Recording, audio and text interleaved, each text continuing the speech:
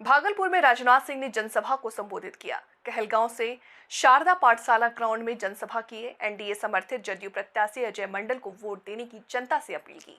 भागलपुर पहुंचे भारत सरकार के रक्षा मंत्री राजनाथ सिंह लालू परिवार और राहुल गांधी पर हमला बोला। कांग्रेस के लोग हिंदू मुसलमान धर्म के आधार पर समाज को बांटकर वो अपनी सरकार बनाना चाहती है। राजनीति केवल सरकार बनाने के लिए नहीं करनी चाहिए, राजनीति अगर करनी चाहिए तो देश बनाने के लिए करनी चाहिए। भारत सरकार के रक्षा मंत्री राजनाथ सिंह क्या कुछ बोले, आप भी सुनिए। कांग्रेस के लोग हिंदू मुसलमान यानी धर्म के आधार पर समाज को बांटकर वो अपनी सरकार बनाना चाहते हैं। बहनों भाइयों, राजनीति केवल सरकार बनाने के लिए नहीं की जानी चाहिए, राजनीति की जानी चाहिए तो देश बनाने के लिए राजनीति की जानी चाहिए। मैं उन मित्रों को बतलाना चाहता हूं, हमारी सरकार ने किसी के साथ कोई भेदभाव नहीं किया, चाहे हिंदू हो, मुसलमान हो, ईसाई हो, बौद्ध हो। पक्का मकान यदि मिला है तो सभी धर्मावलंबियों को मिला है। नल से जल की यदि व्यवस्था उसके घर में हुई है तो सभी धर्मावलंबियों के लिए हुई है। बिजली मिली है अथवा फ्री राशन, मुफ्त में राशन मिल रहा है। क्या मोदी जी ने धर्म के आधार पर विचार करके किस धर्म के मानने वालों को राशन दिया जाना चाहिए और किस धर्म के मानने वालों को नहीं दिया जाना चाहिए, क्या इस आधार पर कोई फैसला लिया है? प्रधानमंत्री किसान सम्मान निधि हम 6,000 रुपया दे रहे हैं, क्या हम यह विचार करके दे रहे हैं धर्म के आधार पर कोई विभाजन है? बहनों भाइयों, बिहार को इन लोगों ने बर्बाद किया है और विशेष रूप से कांग्रेस और आरजेडी ने बिहार को बर्बाद किया है। सारे भारत में ही नहीं बल्कि दुनिया के दूसरों देशों में यह चर्चा इस बात की रहती है कि वहां जंगल राज है, भ्रष्टाचार है। यहां के मुख्यमंत्रियों को, मंत्रियों को जेल की हवा खानी पड़ी है। क्या यह काम भारतीय जनता पार्टी ने किया? कांग्रेस की सरकार रहते हुए आप जेल गए थे और आपने ऐसी हालत बना दी है कि आप फिर से लालटेन के युग में इस बिहार को ले जाना चाहते हैं। आज यह मोबाइल और लैपटॉप का युग है। आप कहां ले जाना चाहते हैं इस देश को? लेकिन मैं मानता हूं जनता ने ठान लिया है, इस बार बिहार की जनता किसी के साथ रहेगी तो मोदी जी और नीतीश जी के साथ रहेगी। यह फैसला यहां की जनता ने कर लिया है।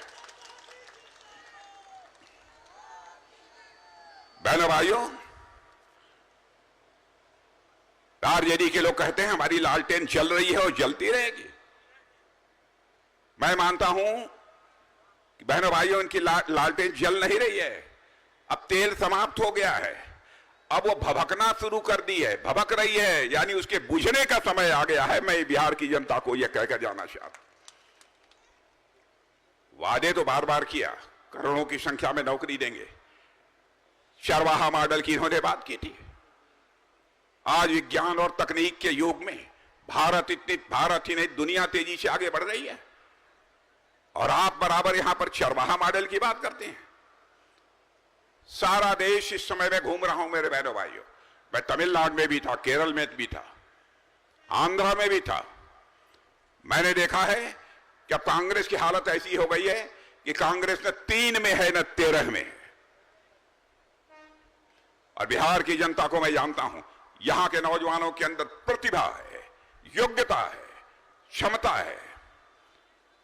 और इतना ही नहीं, भारत की सीमाओं पर शौर्य और पराक्रम का परिचय भी देने की आवश्यकता होती है। तो बिहार के लोगों ने अपने शौर्य और पराक्रम का परिचय दिया।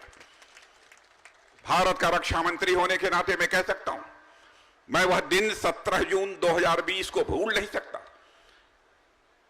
बिहार रेजिमेंट के हमारे बहादुर जवानों ने भारत चीन सीमा पर गलवान में अपने जिस शौर्य और पराक्रम का परिचय दिया था, मेरे बहनों भाइयों, हमारे दुश्मनों के छक्के छुड़ा दिए थे बिहार रेजिमेंट के नौजवानों ने। लेकिन ये लोग बिहार को गरीब रखकर खुद करोड़पति बनते जा रहे हैं। मैं चाहता हूं अब बिहार के नौजवानों को यह बात समझ में आनी चाहिए, ये लोग राजनीति करते हैं तो केवल परिवार के लिए राजनीति करते हैं, देश बनाने के लिए राजनीति नहीं करते हैं। इसके पहले की भी सरकारों को आपने देखा है इस देश में काम करते हुए। कांग्रेस की सरकारें, उनको भी देखा है। पढ़े लिखे लोगों को इस बात की जानकारी होगी। 2014 में जब हम लोगों की सरकार बनी थी, मोदी जी भारत के प्रधानमंत्री बने थे, उस समय हमारा भारत दुनिया में धन दौलत के मामले में, यानी इकोनॉमी की साइज, अर्थव्यवस्था के आकार के मामले में दुनिया में 11वें स्थान पर खड़ा था। क्या बहनों भाइयों, आपको इस बात पर गौरव की अनुभूति नहीं होती? 2014 में जब कांग्रेस की रिजिम समाप्त हुई थी, उस समय हमारा भारत अर्थव्यवस्था के आकार यानी धन दौलत के मामले में दुनिया में 11वें स्थान पर खड़ा था। आज हमारा भारत 7 वर्षों के अंदर ही जंप लेकर दुनिया के 5 देशों में आकर खड़ा हो गया है। सारे विश्व के अर्थशास्त्री अब यह दावा कर रहे हैं कि विश्व में सर्वाधिक तेजी से आगे बढ़ने वाली अर्थव्यवस्था यदि किसी देश की है कि भारत की है। और भारत यदि ऐसे ही आगे बढ़ता रहा तो 2027 आने के पहले हमारा भारत, मेरे बहनों, दुनिया की टॉप 3 कंट्रीज में आकर खड़ा हो जाएगा। लालटेन युग, चरवाहा युग का समय चला गया। यह कोई छोटी बात नहीं है। पहले भारत के बारे में सारी दुनिया में धारणा बनी हुई थी, भारत कमजोर भारत है। मेरे बहनों भाइयों, भारत अब कमजोर भारत नहीं रहा है, भारत अब दुनिया का ताकतवर देश बन गया है। हम किसी को आंख दिखाते नहीं, लेकिन यदि किसी ने आंख दिखाया तो उसका जवाब देने की भी हम कुवत रखते हैं। ऐसा भारत बन गया है। हम जो कहते हैं वह करते हैं। मैं तो प्रेस के दोस्तों से कहना चाहता हूं, हमारे इलेक्शन मैनिफेस्टो को उठाकर देख लीजिए। जो भी हमारा वादा रहा है, जो भी हमारे कमिटमेंट्स रहे हैं, हर कमिटमेंट को पूरा किया है।